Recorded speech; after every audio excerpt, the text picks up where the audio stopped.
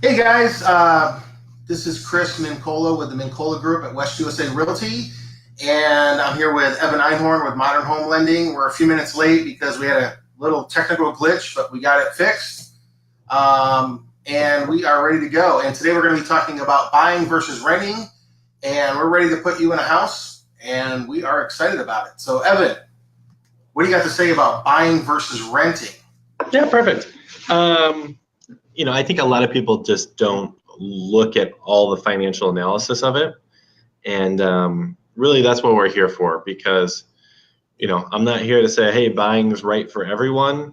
But in this market in Phoenix, if you're going to be in a home for at least a couple of years, typically it does make sense. But I don't think people really understand the numbers. And, they might see, hey, rent's $1,200, but, if I put almost nothing down, my mortgage would be $1,300, and that's more expensive. Well, yeah, it might be more expensive on a monthly basis, but as far as long-term wealth, a much better investment. But again, I know we've both helped clients that were lifetime renters. They became a homeowner, and now they're wealthier because of it. And unfortunately, sometimes it's the only wealth that they have. So we'll go over some just very high-level generic numbers just so you can see. But Chris, I know, I've helped your buyers look at a buy versus rent analysis. And if anyone ever wants to see the numbers for their specific situation, we don't even need to run credit or anything. We just talk about your situation, see where you're at. We can kind of help you figure out, hey, how long would you need to be in the home for it to make sense to buy versus rent? If you're going to be somewhere a year, it doesn't make sense, right? Yeah, we've had a lot of times where people don't even think they can buy. I can't tell you how many times where we run into that, and we'll talk about the numbers. We'll talk about buying versus renting. We'll also talk about down payment assistance. Helps a lot of people out. But, like you said, I think the key thing is, even if you're paying a little bit lower payment right now, or it seems like you are, maybe, keep in mind you're gaining equity and your rent will increase. Your rent will increase.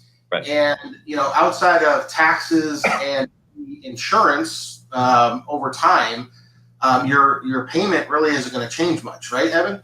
Yep. As long as you're in a fixed rate mortgage, it doesn't change. And, I do have adjustables, but it's less than 1% of my business. Almost all my. I was going to say, back during the crash, that was one of the big problems. People are like, are we heading towards another bubble? Well, actually, some of the problems was just the way the loans were handed out, right, and carried out.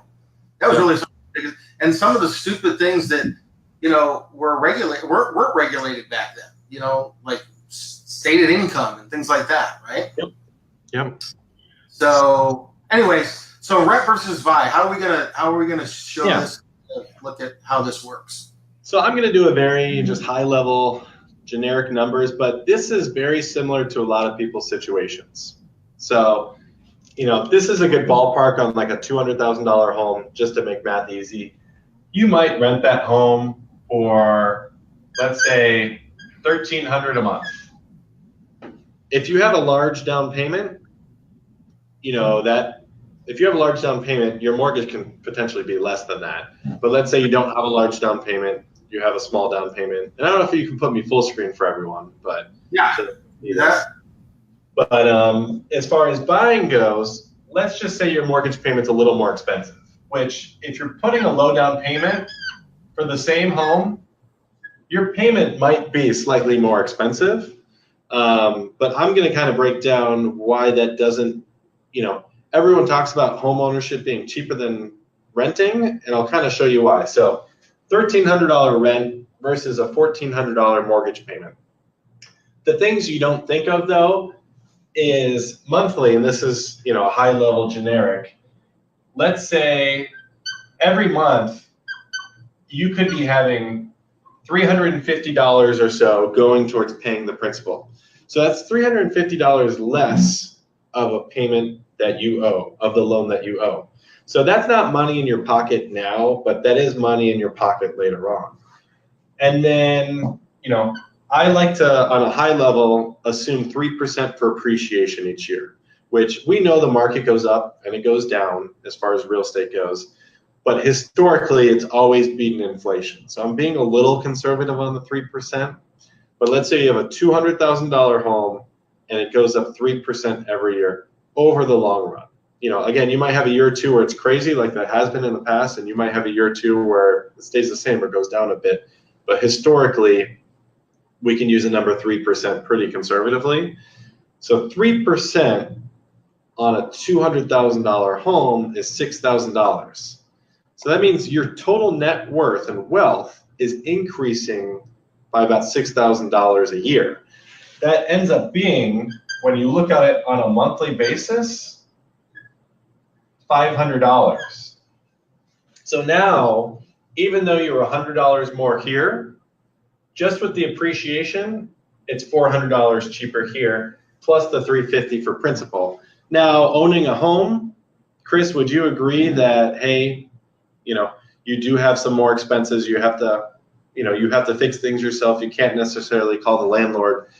I always recommend a home warranty so that, you know, all those big costs, you don't necessarily need to, you know, pay thousands of dollars. You can have your home warranty help, right? Would you agree? Absolutely, absolutely. That is absolutely correct. Yep. So I'm going to add, let's just say $150 per month, which, again, with the home warranty, that's definitely going to be on the high side, but I'm just trying to be conservative here. So when you do the math, this ends up being $700 as far as your monthly cost goes. So $1,400, let me just make sure I did my math right. Yeah, so that ends up being a cost of $700 a month versus your rent, that's $1,300. And again, I know this isn't your monthly mortgage payment. Your mortgage payment might be $1,400, but at the end of the day, it's really costing you $700. Now, there's a lot of other stuff that to take into consideration, like how quickly rent increases every year. You know, if there's any tax benefits, there's, you know, some people qualify for the tax benefits, some people don't make enough money to qualify for it. The cost of selling a home down the road. So all these little things, we have an analysis that we can do for you and say, hey, it's worth buying, or you know what, unless you stay there for 3-4 years, etc., it might not be worth it. And private mortgage insurance, yeah, that's a great example. So the $1,400, I was ballparking including private mortgage insurance. Again, everyone's situation is different, depends on down payment, loan program, PMI. On a $200,000 home, if you have good credit, your private mortgage insurance can be less than $70 a month. Right. So in that $1,400, I am ballparking taxes, insurance, principal, interest, and mortgage insurance. And again, this is super high level stuff. This is not any specific scenario, but I do see a lot of scenarios similar to this where someone might be paying $1,300 rent for a $200,000 home, and their mortgage with a low down payment might be around $1,400. And when I talk to clients, they just see the $1,300 and $1,400 of, oh, it's going to cost me an extra $100 a month. It is, but it's going to be a great long-term investment. So, you know, if you put, you know, let's say you rented for 12 or, you know, for $1,300 and you put an extra $100 in the stock market every year, you'd only be putting $1,200 in. Right. You know what I mean? So I'm not saying don't invest in the stock market, but it's always nice to have, you know, hands in, you know, different kinds of investments. So Chris, if you want to show them, I don't know if you can, but show them an example of an analysis that we did. Yeah. Someone. So Chris is going to show you just part of the analysis that we can do for you. And we're always happy to meet in person. So yeah. So if you guys see that, you know, that shows it over time. This is someone that had a larger down payment, zero tax benefit, and we do take into consideration that it is going to cost you money to sell. We take into consideration, this was assuming 3 to 4% appreciation. The fun thing is, my calculator that we use, we can assume whatever we want. If we want to assume 1% appreciation and rent goes up 3%, you know, we can kind of play with those numbers to see, you know, best case, worst case scenario. typically in the Phoenix area, you definitely want to be in the home at least 2 to 3 years, for it to make it worth it. If you're going, if you're going to live someone for just a year or two, probably not worth it, but come talk to us and we can run the numbers. One thing people don't think about as well is, hey, I'm going to move into this place for 2 years and I'm going to move out, so it's not worth it. Well, if you're planning on keeping it as a rental, that could be a good long-term investment for you, because then you have your renter paying your mortgage and you're making several $100s a month. So, you can reach out to Chris or I. What are your thoughts, Chris? As far as people not looking at the numbers. I know most loan officers and most realtors won't run these numbers. And not every client wants to see these numbers. They want to buy a home. They're, all these numbers don't mean much to them, but I'm always happy to run the numbers and, do an in-depth analysis for them.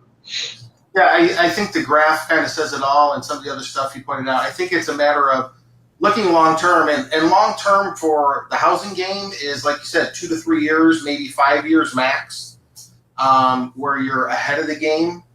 And you also, you have the American dream of home ownership. You can do what you want. Your payment doesn't really change, okay? A lot of people are worried about, well, what if something goes wrong? You mentioned earlier, which we talk about all the time with our clients, get a home warranty.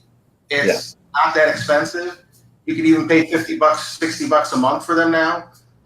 Sometimes they don't charge you the whole thing up front for the whole year, but they're usually, for a decent one, especially out here in Arizona, covering AC, $500 to $800, and you're, if you're in a rental you love, it's got everything you want, and even if it's low rent, that person may want to sell that home at some point. Then it's gone, right?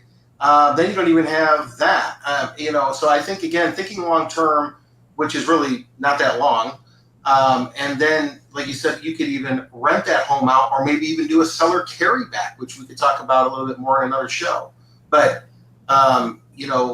there's a lot of things you can do when you have that investment, and just think of it as your first investment, like you said, and then you can move on from there. Especially with things like Airbnb today, it's just amazing what you can do with property.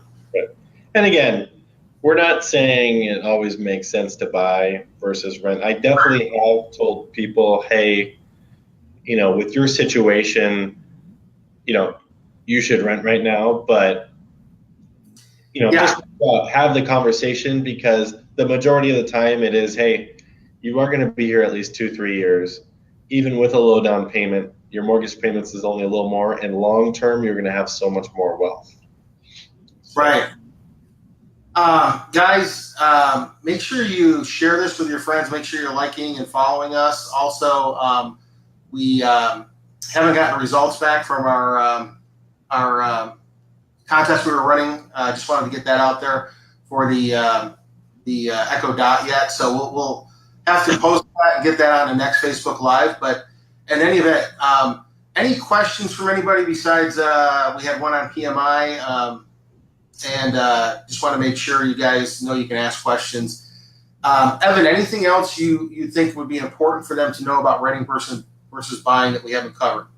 No, at the end of the day, it's different for every person. I think there's this, I think overall from clients, people think it's more expensive to own than it actually is.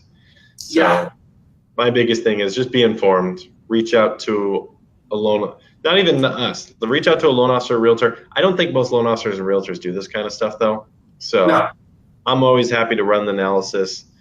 Just like I help clients decide whether it's worth it to refinance or not. I can't tell you how many clients I've said, keep your current mortgage, don't refinance. And I told people, you shouldn't buy, you should rent, but at least you have that knowledge of, hey, maybe you'll be good down the road when you move out of state like you're planning to, or when the kids are going to college and you're going to move anyways. So definitely reach out to us. We can review the numbers. Even if you don't have a down payment, let us help you analyze if it makes sense to buy with down payment assistance. Yeah, I would just say, even if I get that, well, I'm not going to be in town that long. I get that. But if you are for any length of time, even a couple of years, like Evan said, you've got to pay a mortgage anyway, meaning you've got to pay that rent payment if you don't own yet anyway. Right. So, right now it's just being thrown out, you know, it, you know, to the landlord, quite frankly. And if you can at least shift that, to, gaining that equity and gaining those tax benefits, it totally makes sense. And over time, it's really hard to lose with real estate. Even as bad as the crash was, Phoenix and most areas now has surpassed the peak of the crash that we had, took a hit for. So in most neighborhoods, so it's really a great time to buy. Interest rates are still low, right, Evan? Yep, interest rates are low, and that's part of it too. If I was in a different state or area, I can't say that most of the times it's worth it to buy versus rent, but because property taxes are so low and because interest rates are so low right now and rent is so high in the Phoenix area, those three things, lots of times I am saying, hey, you definitely should look at buying. Like, I don't know why you've been renting for a few years, but that's what we're here for, to help you pick it, decide what's best for you. So. Hey guys, we'll have some more information about this up and coming on our blog and social media. So make sure you stay there. And also we'll be emailing those out to people who maybe couldn't make it for the live broadcast or check the replay out. We'll be emailing it out to everybody in our database. I'll include some extra articles in there. So if you'd like to subscribe to that list, let us know. We can get you on that list too. Evan, anything else? No, I mean, if you want to get a hold of me, you can go to modernhomelending.com. So modernhomelending.com. All our contact information's on there. You'll be in touch with just me. So I'll answer. And then for you guys, I mean, I know they can always reach out to you via the Facebook page and whatnot, but. Yeah, you can get us here, just message us here, or 480-788-8569 is our main line where you can call or text Cynthia and I and our team here. Or you can check us out at mincollahomes.com or mincollagroup.com. So thanks for joining us, guys. If you have any questions to follow up with, let us know. I'll post some more information here afterwards and on our pages about this subject, and we'll see you guys next week. We'll announce the winner. And next week, we should have Robin Brand with Fidelity Home Warranty. Finally, we're going to get around. Okay. And then we'll have Evan a week after that. And then we'll have Muscular Moving Men the week after that. So we're trying to get all these people in. So if you guys have any questions or want anything maybe we haven't been covering, you can let Evan and I know, and we'll make sure we cover that. Okay. So thanks guys for joining us. Thanks, Steve. Thanks Richard for joining us. And thanks everybody for joining us. Make sure you share this on your pages with your friends and family. Thanks, everyone. See you later. Thanks.